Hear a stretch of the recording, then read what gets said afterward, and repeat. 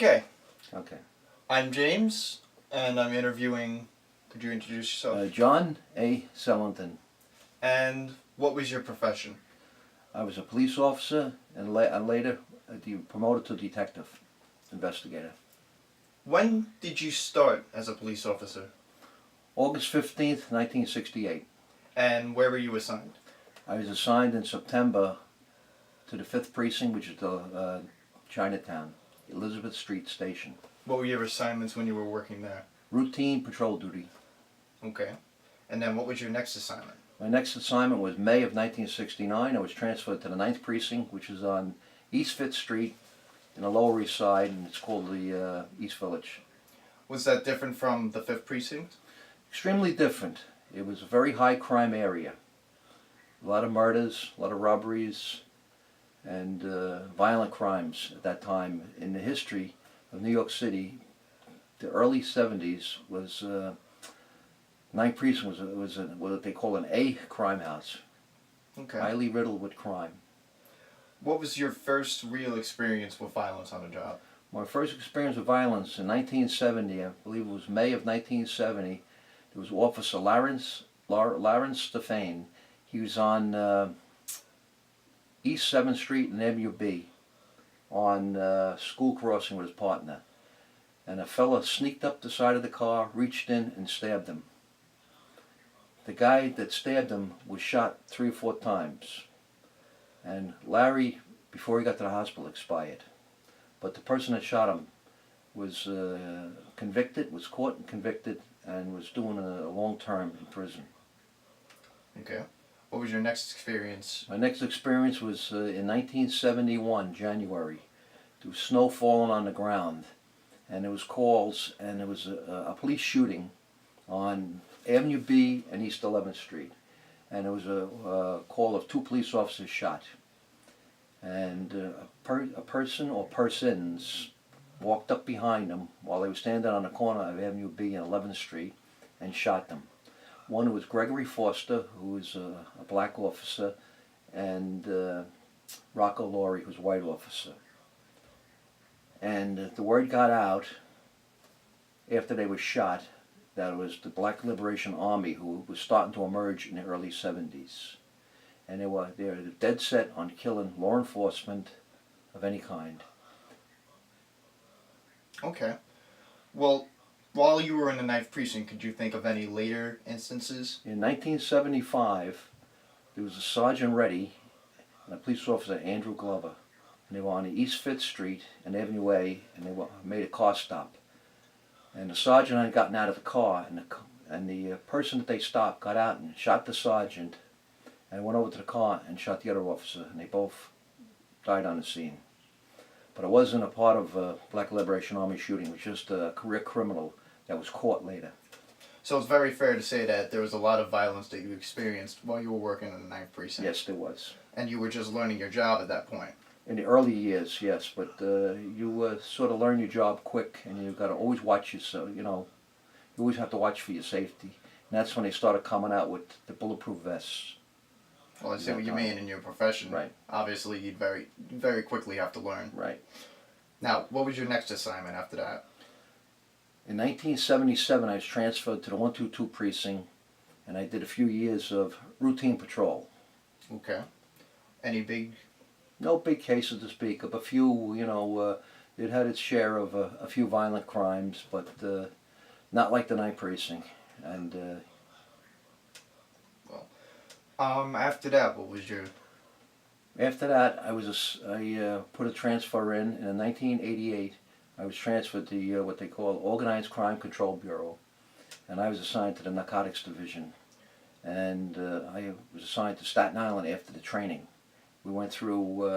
what were some of your responsibilities? My responsibilities in the unit, we were handed cases of alleged narcotics sales, distribution, and we also did the street bust and buy.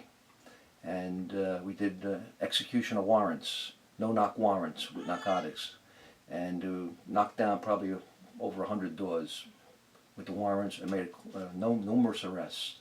And we also did wiretaps, were considered major cases in drugs. How long did you work in the OCCB? until 1993. And then what'd you do? I was transferred as a detective to the Staten Island Crimes Against Property Squad, which investigated crimes against property like burglaries, missing persons, credit card fraud. So were there any big cases that you can remember? I had one big case in money-wise. It was an American Express case where somebody got a hold of their uncle's card and they were using it, and I worked along with the American Express security, and we apprehended the person. And he was responsible for charging $50,000 plus in charges. And at that time, that was a very large amount. Yeah, I can imagine. It's still a large amount now.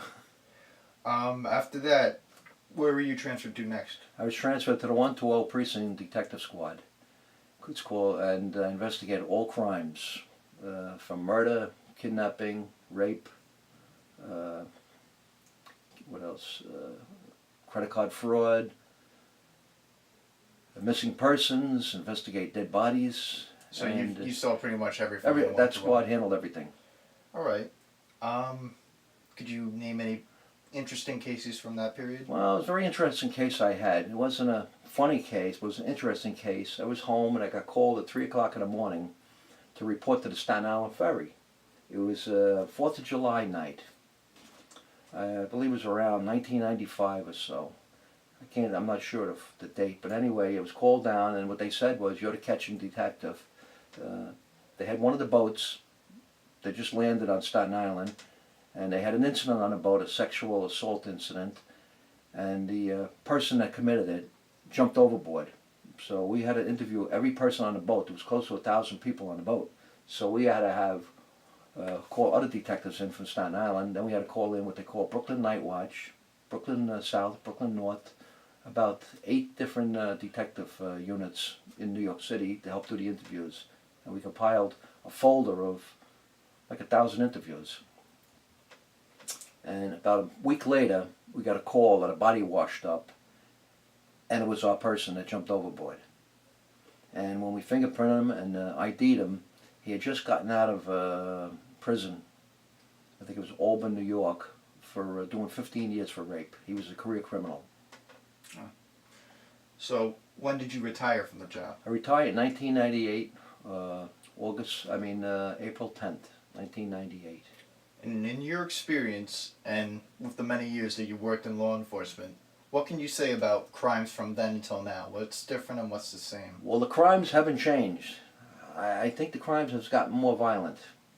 And I think what it is now is they have a lot more responsibility because they have the terrorists. And terrorists is on the minds of every single police department in the world.